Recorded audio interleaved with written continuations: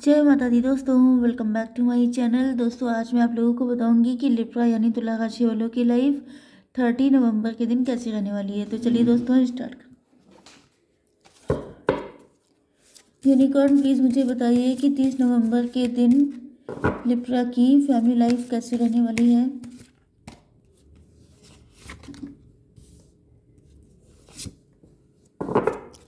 Libra की love life and marital life कैसी रहने वाली है 30 नवंबर के दिन। यूनिकॉर्न प्लीज़ मुझे बताइए।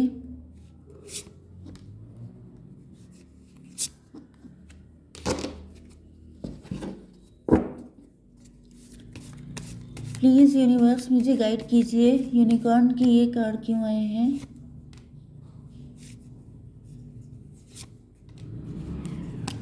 This one.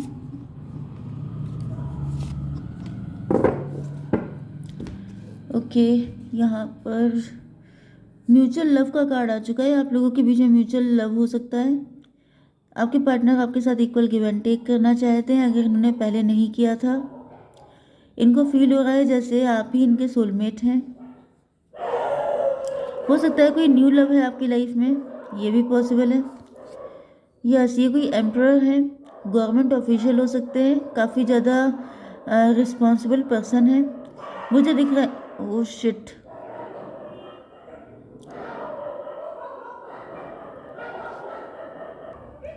ये कोई रिस्पॉन्सिबल पर्सन हो सकते हैं जो अब आपसे शादी करना चाहते हैं। यस, क्योंकि इनका लव आपके लिए बहुत ज़्यादा है, डीप है, काफ़ी इमोशनल हो रहे हैं आपको लेकर के। इनको फील हो रहा है जैसे इनकी लाइफ की खुशियाँ आपसे हैं, लेकिन शायद आप बिल्कुल ही डिटैच हो चुके हैं, आपका दिल हट चुका है। एंड इस वजह से आपके पार्टनर जो हैं, या तो फिर आपकी शादी करने की हिम्मत नहीं है। आपको लग रहा है कि जैसे अब आप इस झमेले में फंस नहीं सकते। गाइस, जो भी आवाज़ें आ रही हैं आपको प्लीज़ इग्नोर कीजिएगा, क्योंकि मैं इसमें कुछ भी नहीं कर सकती। मेरे मोहल्ले में इतने सारे डॉग हैं जो 24 घंटे भौंकते ही रहते हैं। मैं क्या करूं बताइए। ये कोई मैरिड पार्टनर भी हो सकते हैं आपके, जो मस्कुलिन एनर्जी में हैं, जो बहुत ज़्यादा सख्त किस्म के हो सकते हैं। कैंसर, स्कॉर्पियो, पाइसिस, एरीज, लियो, सजिटेरियस, लिब्रा, जेमिनी, एक्वेरियस हो सकते हैं आपके पार्टनर। कर्क, वृश्चिक, मीन राशि, मेष, सिंह और धनु राशि, तुला, मिथुन, कुंभ राशि। ओके, यहाँ पे 6 का नंबर का कार्ड आ चुका है। यहाँ पे नंबर हैं आपके लिए 6, 8, 2, ये क्या था, 17, 2 एंड 38। ये नंबर आपके लिए इम्पोर्टेंट हो सकते हैं किसी भी एंगल से।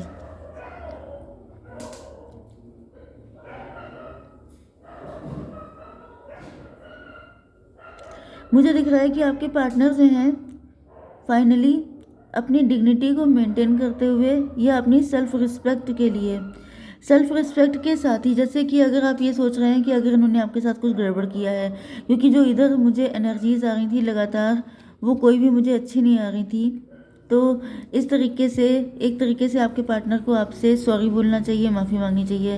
लेकिन मुझे दिख रहा है कि आपके पार्टनर माफ़ी मांगने के मूड में बिल्कुल नहीं है, क्योंकि ये अपने अपने डिग्निटी को मेंटेन करना चाहते हैं। ये किसी के सामने झुकना नहीं चाहते हैं। वैसे भी एम्प्रर हैं। एम्प्रर का मतलब ये है कि इनके लिए सॉरी बोलना दुनिया का सबसे टफ काम हो सकता है, कि ये सॉरी तो नहीं बोल सकते हैं। ओके, या तो ये अपने आप को इतना हाई फाई मानते हैं, या इनको लगता है कि मतलब गलतियां हो जाती हैं, अपनी गलती को इतना बड़ा ये मानते भी नहीं है। इस वजह से मुझे दिख रहा है कि ये जो है आपसे बात तो करना चाहते हैं, आपके साथ चीज़ों को सॉर्ट आउट करना चाहते हैं, लेकिन अगर आप इस तरह की एक्सपेक्टेशन कर रहे हैं कि ये आपसे माफ़ी मांगेंगे, तो ऐसा कुछ भी नहीं होने वाला है। ओके, 8, 6, 14। यस, आपके पार्टनर जो हैं उनको फील हो रहा है कि जैसे, कुछ लोगों के लिए ऐसा भी दिख रहा है कि आपके पार्टनर को अब आपकी वैल्यू पता चल चुकी है।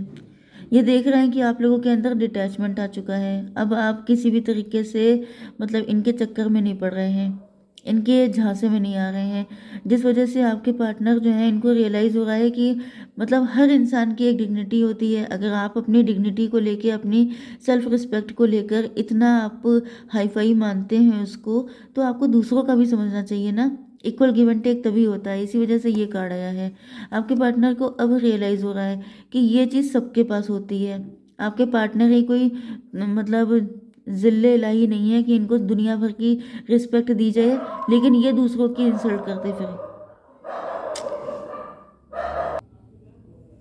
ओके, तो यहाँ पे दिखाई पड़ रहा है कि आपके पार्टनर,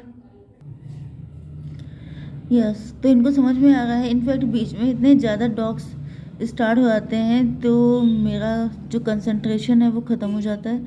सॉरी गाइज, अब आई होप सो कि ऐसा नहीं होगा। तो यहाँ पे ऐसा दिख रहा है कि आपके पार्टनर को रियलाइज़ हो रहा है कि अगर उनकी डिग्निटी, उनकी सेल्फ रिस्पेक्ट उनके लिए नंबर 1 पे है तो फिर आपके लिए भी है। ओके, क्योंकि आपका जो डिटैचमेंट है कि जैसे अब आपका उनसे दिल हट गया है, अब आप इस चीज़ के साथ और ज़्यादा कंप्रोमाइज़ नहीं कर सकते।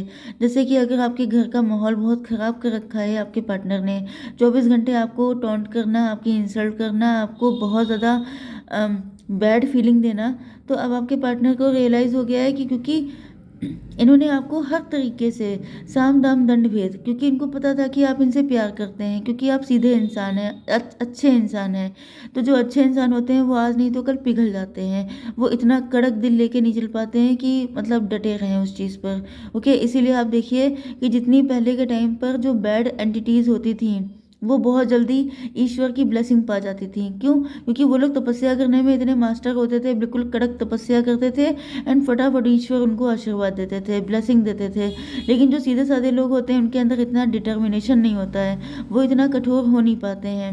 ओके, तो यहाँ पर ऐसा दिख रहा है कि जो आपके पार्टनर हैं वो बहुत ज़्यादा मतलब कि कड़क नेचर के हो सकते हैं एंड उन्होंने काफ़ी ज़्यादा आपके साथ बुरा किया है, लेकिन उनको अब रियलाइज़ हो गया है कि अब आप भी इस चीज़ को लेकर कड़क हो चुके हैं। अब आपके अंदर मतलब ये जो लेट गो वाली चीज़ है कि इग्नोर करना, चलो होगा, चलो कोई बात नहीं, चलो फिर ठीक हो जाएगा, ये जो मौके देना होता है, ये मौके देना आपने बंद कर दिया है। अब आपने कह दिया है, कट टू कट बात करने लगे हैं आप। आपको ऐसा लग रहा है कि अगर सही से रहना या मतलब कायदे में रहोगे तो फ़ायदे में रहोगे, एंड अगर आपने ऐसा नहीं किया तो फिर ठीक किए जाएंगे। तो ये एनर्जी आपके पार्टनर को मिल चुकी है, इस वजह से अब इनको रियलाइज़ हो रहा है कि आपको भी उसी तरह की रिस्पेक्ट चाहिए जिस तरीके से इनको चाहिए। Okay, archangel Uriel become a peace ambassador. अब इनको लग रहा है कि शांति दूत बन के रहना चाहिए, मतलब शांति आपको पसंद है, आपको सुकून चाहिए, आपको सॉरी चैन की ज़िंदगी चाहिए। चाहे आप लोग हस्बैंड वाइफ वाली फीलिंग मुझे थोड़ी ज़्यादा आ रही हैं, बट आप लोग लवर्स भी हैं, तो हो सकता है कि आपका पार्टनर बहुत बोलता हो, आपका पार्टनर जगह जगह से चीज़ों का इशू बनाता है, हर वक्त आप पे डाउट करना, आपको क्वेश्चन करना, आपको कटघरे में खड़ा करना, आपके पीछे पड़े रहना। तो मतलब एक रिलेशनशिप का जो खुशी होती है वो तो कहीं गायब हो गई, हेडेक अलग से आ गया। ओके, तो यहाँ पे ऐसा दिख रहा है कि आपके पार्टनर जल्दी से जल्दी इस मैटर को सॉर्ट आउट करना चाहते हैं कि चलो जो भी हुआ, जो तुम्हें चाहिए चलो ठीक है, तुम्हें भी रिस्पेक्ट मिल जाएगी। इस लेवल की मुझे फीलिंग आ रही है। मुझे एक जिसे डीप रियलाइजेशन होता है, एक इंसान को पेन होता है, एक ये फीलिंग आती है कि मैंने गलत किया, मुझे आइंदा से ऐसा नहीं, मतलब आप भले ही सामने वाले से माफ़ी ना मांगो, लेकिन दिल से तो आपके अंदर रिग्रेट होना चाहिए कि मैंने किसी के साथ गलत किया है। लेकिन यहाँ पर ये नहीं है, क्योंकि ये जो यूनिकॉर्न के कार्ड होते हैं वो इंसान की सोल के सिचुएशन बताते हैं। तो सोल से क्या सोच रहे हैं आपके पार्टनर? तो ये सोच रहे हैं कि हाँ, डिग्निटी अगर मेरे लिए इम्पोर्टेंट है तो दूसरे के लिए भी इम्पोर्टेंट है, लेकिन ये सॉरी फील नहीं कर रहे हैं। इस वजह से मेरी गाइडेंस यही रहेगी कि आप भी कड़क ही बने रहिएगा। अगर आप फिर से पहले जैसे हो जाएंगे तो ये भी फिर से पहले जैसे ही हो जाएंगे। ओके, तो यहाँ पर 38 किसी की एज हो सकती है, 44 किसी की एज हो सकती है, 44 यस 8। आपके पार्टनर कहीं ना कहीं अपने इस नेचर को जानते हैं, क्योंकि इस तरह का कार्ड आ रहा है। इस तरह का कार्ड होता है वो जो एक एंजल सी होती है लड़की, उसके पड़ोस में लॉइन खड़ा होता है, वो वाला कार्ड है एंजल, मतलब कि इस तरह का कार्ड। तो यहाँ पे दिख रहा है कि आपके पार्टनर जो हैं वो अपनी पर्सनालिटी को जानते हैं, ये जानते हैं कि ये कुछ चीज़ों में मतलब कि समझौता नहीं कर सकते। इनका नेचर बेसिकली इसी टाइप का है, लॉइन टाइप का। लॉइन के अंदर किंग वाली टेंडेंसी होती ही होती है, मतलब किसी लॉइन को ये नहीं बताया जाता है कि बेटा तुम लॉइन हो इस जंगल के, या फिर तुम क्राउन पहन लो जिससे लोगों को पता चल जाए कि तुम किंग हो। ओके, तो इसी तरीके से आपका जो पार्टनर है वो बेसिकली तेज़ नेचर का है, बहुत ज़्यादा, मतलब इनके अंदर कुछ चीज़ें ऐसी हैं जिससे ये अ, मतलब जो इनकी पर्सनालिटी का पार्ट है, ओके। तो इस वजह से आपके पार्टनर जो हैं वो आपके पास ही इनको सुकून मिलता है, आप ही इनको समझ सकते हैं क्योंकि आप ही ने इनको हमेशा समझा है। तो लिटरली मुझे फील हो रहा है कि थोड़ा सा मजबूर भी हैं अपने नेचर की वजह से। Destiny, I am struggling to find the right path, the star.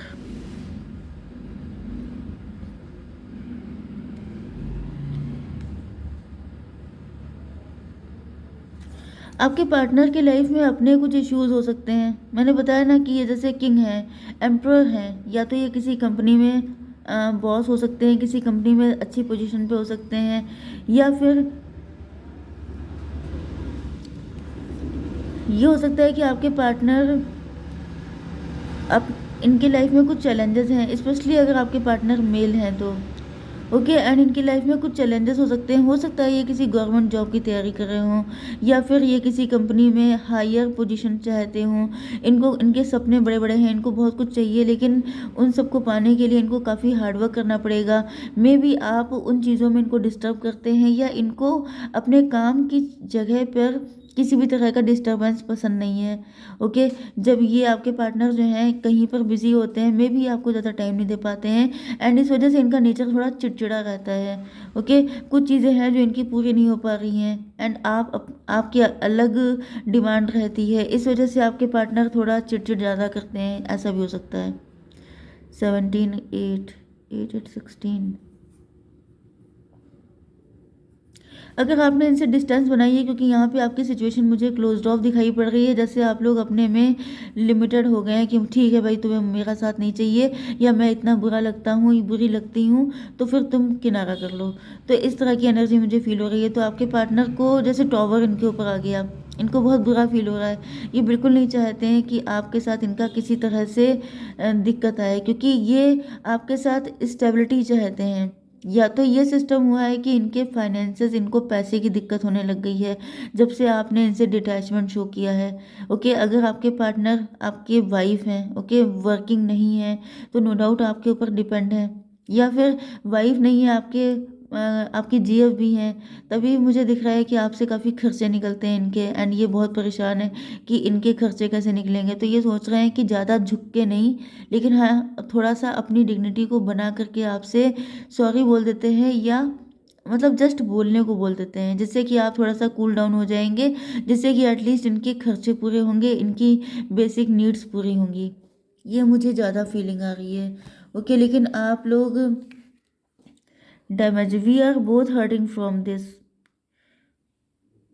आपके पार्टनर को ऐसा फील हो रहा है कि जैसे या तो आप दोनों वाकई में हर्ट हो रहे हैं, ये जो सिचुएशन आ गई है कि आप दोनों बिल्कुल अलग थलग रहते हैं, इससे आप दोनों खुश नहीं हैं, क्योंकि ये नेचुरल सी बात होती है।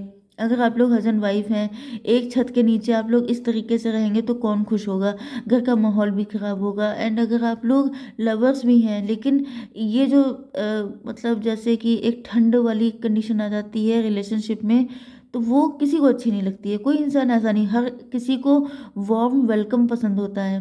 तो जब वेलकम भी वार्म होना चाहिए, तो साथ में रहने के टाइम पर अगर इतना ठंड हो जाएगी तो किसको पसंद आएगी, ओके। तो यहाँ पे आपके पार्टनर को फील हो रहा है कि खुश तो आप भी नहीं हैं, खुश वो भी नहीं है, तो कोई ऐसा रास्ता निकाला जाए जिससे दोनों खुश हो जाएं, क्योंकि यहाँ पर आप दोनों का लव म्यूचुअल है, ओके। तो जब म्यूचुअल है तो थोड़ा सा आप झुक जाइए, थोड़ा सा वो झुक जाएंगे, चीज़ें नॉर्मलाइज हो जाएंगी, ओके गाइज। जय माता दी।